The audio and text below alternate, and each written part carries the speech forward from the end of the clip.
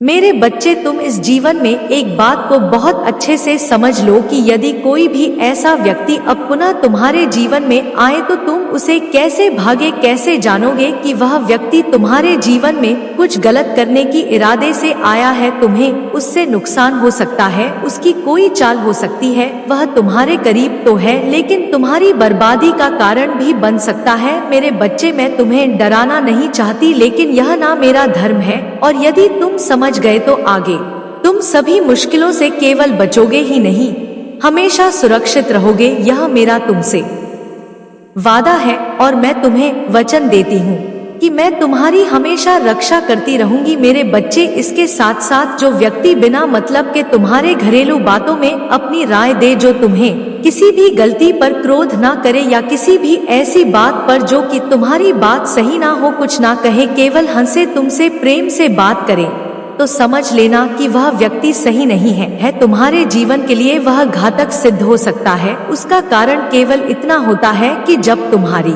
कोई गलती पर वह तुम पर क्रोध ना करे तो उसका अर्थ यह है कि वह मन में कुछ और रख रहा है। इसलिए मेरे बच्चे, तुमसे इतनी मिठास है जिससे कि तुम्हें किसी भी बात का बुरा ना लगे और तुम उसे अपना समझो, क्योंकि जब तक तुम उसे अपना नहीं समझोगे तब तक तुम किसी भी ऐसी बात को बताओगे नहीं, क्योंकि तुम उस पर भरोसा नहीं करोगे और ना ही तुम उसे अपना समझोगे। लेकिन मेरे बच्चे, ऐसा व्यक्ति उस मिठाई की तरह होता है जैसे कुछ समय रखने के पश्चात उसमें कुछ ना कुछ गंध होती है, अर्थात सड़ जाती है, क्योंकि मीठी चीज हमेशा नुकसान करती है और करेले जैसी कड़वी खाने से तुम्हारी सेहत अच्छी रहती है। तो जीभ का कड़वा होना कोई गलत नहीं होता। मोह पर तुम्हारी गलती बताए वह सच्चा दोस्त है, सच्चा मित्र है, और यदि तुम्हें गलती पर भी कुछ ना कहे तो तुम समझ लेना वो केवल अपने स्वार्थ बस तुमसे मित्रता रख रहा है, लेकिन उसके इरादे बहुत खतरनाक है। वो तुम्हें कुछ ना कुछ, कहीं ना कहीं, कोई ना कोई नुकसान अवश्य पहुंचाएगा। मेरे बच्चे, यदि तुम्हें ऐसा व्यक्ति अपने करीब आता दिखे और तुम्हारे हृदय को ऐसा आभास होने लगे कि ऐसा व्यक्ति तुम्हारे करीब आ रहा है, तो तुम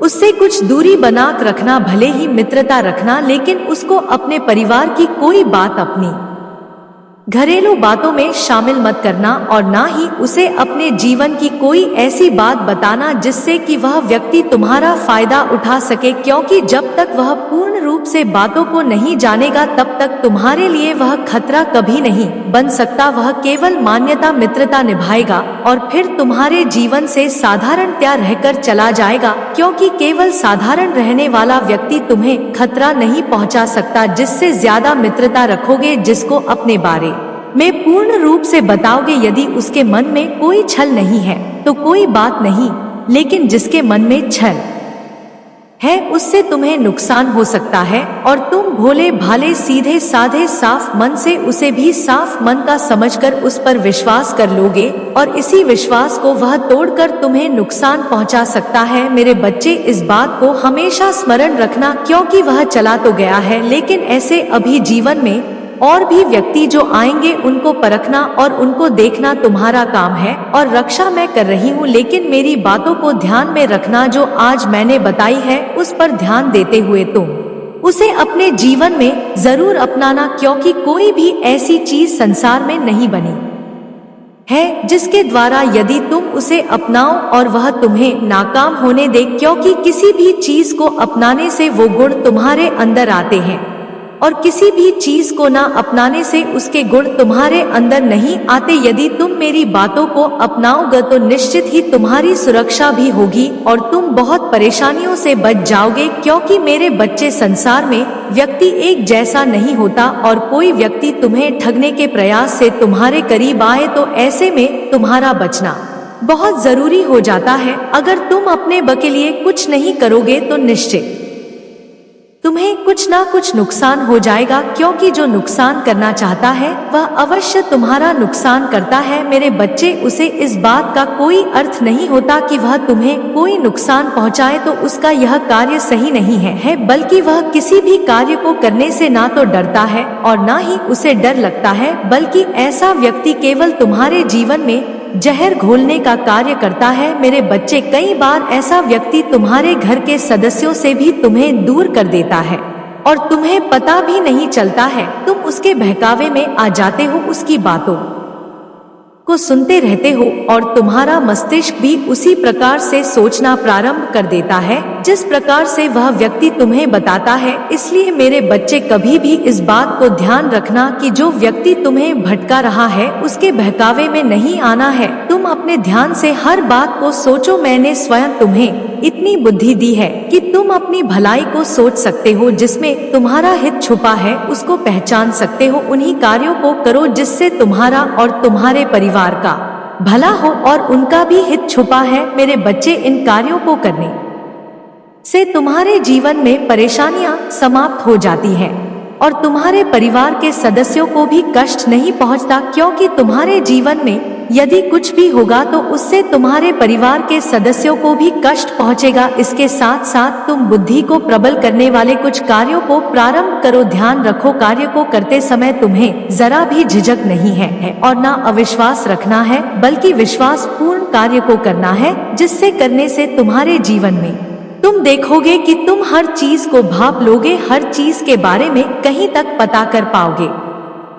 पहले से ही तुम्हें हर चीज का आभास होने लगेगा, क्योंकि मेरे बच्चे, जिसकी बुद्धि सद्बुद्धि में परिवर्तित हो जाती है उस व्यक्ति को बहुत सारी बातें आभास होने लगती है। उसे बैठे बिठाए ही सब कुछ ज्ञात हो जाता है। यह सच है कि वह व्यक्ति समझ नहीं पाता और यह भी सच है कि कई बार उसकी सद्बुद्धि ही उसे बचा लेती है। मेरे बच्चे, इसके लिए तुम्हें केवल ज्यादा कुछ नहीं करना है, बल्कि हर बुधवार के दिन तुम एक कार्य करो। थोड़ी सी हरी घास लो, उस घास को तुम बड़ के साथ गाय को खिला दो। ऐसा कार्य तुम्हारी बुद्धि को प्रबल करने के साथ साथ गणेश जी को प्रसन्न करेगा और गणेश जी तुम्हें बुद्धि देंगे। इसलिए इस कार्य के साथ साथ तुम्हें जो भी जानवर दिखे उसे कुछ ना कुछ खाने के लिए दो। कभी भी ध्यान रखो कि तुम कोई को भी असहाय हो या कोई भी जानवर हो उसे मारने की कोशिश मत करो। कभी भी मारने का प्रयास मत करो, क्योंकि जानवर भले ही बोलते नहीं लेकिन उनके अंदर भी आत्मा होती है, वह भी जीवित होते हैं। उनके पास भी हृदय होता है, उन्हें भी कष्ट होता है, उनके अंदर भी ईश्वर अर्थात मैं वसी करती हूँ। मेरे बच्चे, यदि तुम उन्हें कष्ट पहुँचाते हो तो निश्चित ही मेरी बनाई हुई संसार में एक ऐसे जीव को कब पहुँचा रहे हो जो तुम्हारे समान है। अर्थात जितना तुम महत्व रखते हो उतना ही जानवर भी इस संसार में महत्व रखते हैं। यह बात अलग है कि तुम्हारे लिए वह कोई महत्व नहीं रखते हो शायद, लेकिन मेरे लिए जितना महत्व तुम रखते हो उतना ही महत्व वह भी रखते हैं। मेरे बच्चे, संसार का प्रत्येक प्राणी, प्रत्येक जानवर, प्रत्येक कीड़े पकौड़े सभी मेरे लिए समान है, क्योंकि सबके अंदर आत्मा बराबर है, जीव बराबर है, उनकी सांसें बराबर चल रही है। इस बात को कभी भी मत भूलना कि तुम्हारा जीवन आज है, कल नहीं। इसी प्रकार उनका भी जीवन है, वह भी अपना जीवन यापन कर रहे हैं। इसलिए मेरे बच्चे, कभी भी किसी को कष्ट पहुंचाने से पहले तुम इतना जरूर स्मरण रखना कि संसार में तुम जिसको कष्ट पहुंचा रहे हो वह तुम्हारी माता के द्वारा बनाए हुए सृष्टि की रचना में से एक है। यदि तुम उसे कष्ट पहुंचा रहे हो तो निश्चित ही तुम मुझे कष्ट पहुंचा रहे हो, मेरी बनाई चीज का अपमान कर रहे हो, क्योंकि यह आत्मा केवल रूप धारण करती है, लेकिन हर शरीर में धारण करने के लिए उसे अपना आत्मबल चाहिए और वह अपना रूप धारण करने के पश्चात कभी किसी के शरीर में प्रवेश करती है, कभी किसी के शरीर में प्रवेश करती है। इसलिए सबका शरीर समान ना होकर भी आत्मा सबके समान है। तुम जी रहे हो, जानवर भी जी रहा है, तुम भी खा रहे हो, वह भी खा रहा है। जो सभी कार्य तुम करते हो वह भी करता है। केवल नौकरी की जगह नौकरी नहीं करता, पैसों की यद को नहीं समझता, जानवर लालच नहीं करता। इंसान भले ही लालच कर ले और उसके अंदर भले ही स्वार्थ हो, लेकिन जानवर के अंदर स्वार्थ नहीं होता, केवल भूख होती है, पेट की भूख जो मैंने सबको बराबर दी है। वह केवल खाना जानता है, जब उसे भूख लगती है तब वह खाना खाता है और उसे नींद आती है तो कहीं पर भी सो जाता है। लेकिन मनुष्य का जीवन तुम्हें देकर मैंने तुम्हें बुद्धि दी है, जिससे कि तुम अपनी बुद्धि के प्रयोग से बहुत सारे ऐसे कार्य हैं जो जानवर नहीं कर सकता लेकिन तुम कर सकते हो। उसका अर्थ यह नहीं कि तुम बुद्धि का गलत इस्तेमाल करो। तुम बुद्धि का गलत इस्तेमाल करके किसी को धोखा दो या किसी के साथ चालाकी करते, फिर वह कोई भी व्यक्ति हो, मुझे क्रोध आएगा ही आएगा। क्योंकि बुद्धि का प्रयोग करना है तो तुम दूसरों की भलाइयां ना प्रशंसा संगीत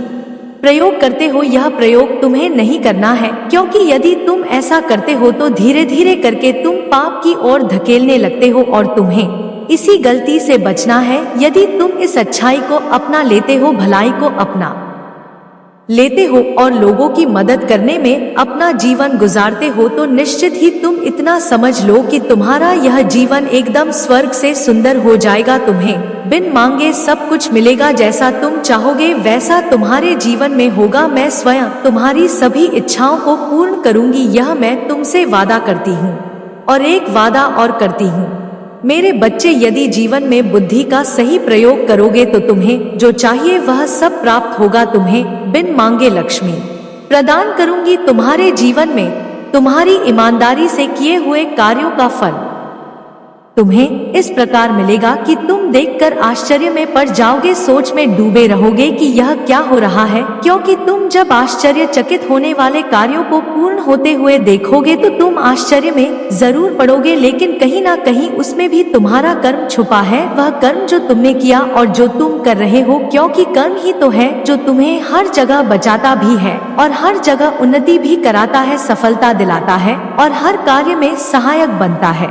क्योंकि जैसा जैसा तुम करते जाओगे वैसा वैसा फल तुम्हें प्राप्त होता जाएगा, और जैसा जैसा फल तुम्हें प्राप्त होगा तुम्हारे अंदर साहस आ जाएगा, अच्छे कर्म का फल अच्छा मिलेगा और उससे से भी तुम्हें आगे अच्छे कर्मों को करने का साहस अवश्य प्राप्त होगा। मेरे बच्चे, तुम भले ही मेरी बात का विश्वास करो या ना करो, लेकिन जैसा कहा है केवल वैसा करो। जैसे जैसे तुम बताए हुए कार्यों को करते जाओगे वैसे वैसे तुम्हें जीवन में कभी भी ना तो धोखा खाने को मिलेगा और ना ही तुम किसी की षड्यंत्र में आओगे, क्योंकि स्वयं मैं तुम्हारी रक्षा कर रही, स्वयं देख रही हूँ कौन तुम्हारे बारे में गलत सोच रहा है। मेरे बच्चे, तुम्हारी रक्षा करना मेरा धर्म है और मैं अपना धर्म निभा रही हूँ। तुम्हारा धर्म केवल कार्य करने का है, सही कार्य, ईमानदारी से कार्य, दूसरों के लिए मदद वाले कार्य। तुमके केवल अपने कार्यों को करो, बाकी तुम्हें किसी पर ध्यान देने की आवश्यकता नहीं, क्योंकि जितना ज्यादा तुम स्वयं पर ध्यान दोगे उतना ज्यादा तुम्हें खुद पर गलतियों की सुधार का मौका मिलेगा। क्योंकि जो व्यक्ति खुद पर ध्यान देता है खुद की एक एक गलती को सुधार पाता है, और जो दूसरों पर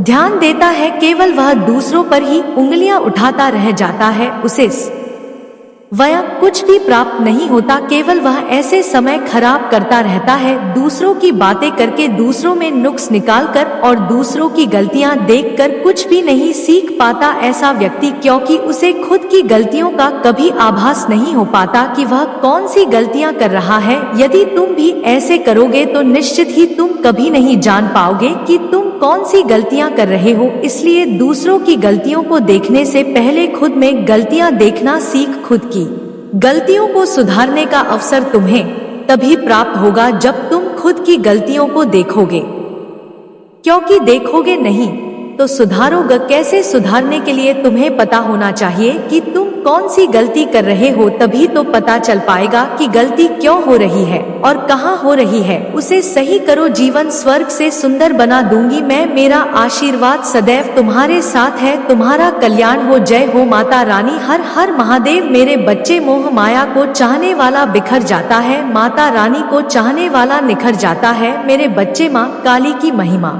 अपरंपार है। माँ काली एक पल में प्रलय लाने की शक्ति रखती है। चलिए इस संदेश को पूरा देखें, इसे बीच में छोड़कर जाने की गलती ना करें, नहीं तो आपको भारी नुकसान भी हो सकता है। मेरे बच्चे, अपनी माता को प्रसन्न करने के लिए जय हो माता रानी लिखकर इस संदेश को जल्दी से लाइक कर दीजिए, ताकि माँ काली की कृपा आप पर जल्दी से प्राप्त हो सके। मेरे बच्चे, तुम्हारे जीवन में कुछ ऐसा हो रहा है जो नहीं होना चाहिए। तुम्हारे जीवन में घना अंधेरा सा छा गया है जिसका कोई अंत नजर नहीं आता। मेरे बच्चे, तुम भूल रहे हो कि इस संसार में मेरी मर्जी के बिना कोई सांस भी नहीं ले सकता, अर्थात तुम्हारे जीवन की हर घटना मेरी मर्जी से घट रही है। मेरे बच्चे, मैं जानती हूँ तुम्हें बहुत तकलीफ हो रही है, परंतु विश्वास करो हर घटना के पीछे कोई ना कोई बड़ा प्रयोजन होता है। मेरे बच्चे, तुम मुझे पुकार रहे हो, मुझसे शिकायत कर रहे हो, मैं सब सुनकर भी मौन हूँ, क्योंकि यह तुम्हारे धैर्य की परीक्षा है। इस परीक्षा में तुम्हें अनेकों कठिनाइयों का सामना करना पड़ रहा है, परंतु तुम अकेले नहीं हो, मैं तुम्हारे साथ हूँ, क्योंकि यह मेरी भी परीक्षा है। मैं देखना चाहती हूँ मेरे बच्चे, तुमने कभी स्वयं को कम नहीं समझा। लोग तुम्हें क्या कहते हैं, तुम्हारे बारे में क्या सोचते हैं, तुमने कभी ध्यान नहीं दिया, इसलिए तो मुश्किल समय में भी तुम खुश रहे। लेकिन कुछ समय से तुम्हारा स्वभाव बदल रहा है। तुम क्या हो तुम यह भूल गए हो। समाज के लोग, तुम्हारे मित्र, तुम्हारे अपने और तुम्हारा शत्रु तुम्हारे बारे में क्या सोच रहे हैं।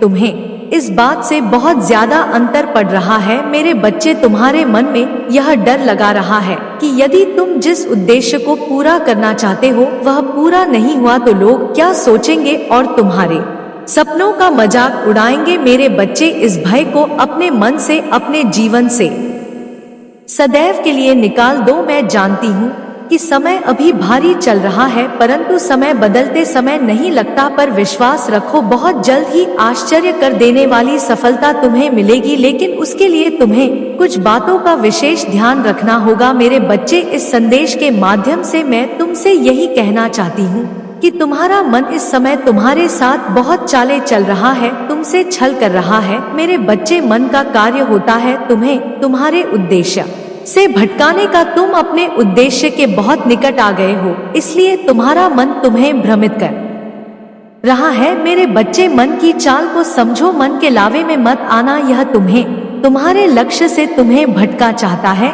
इसलिए तो तुम्हारा मन अनेकों दिशाओं में भाग रहा है।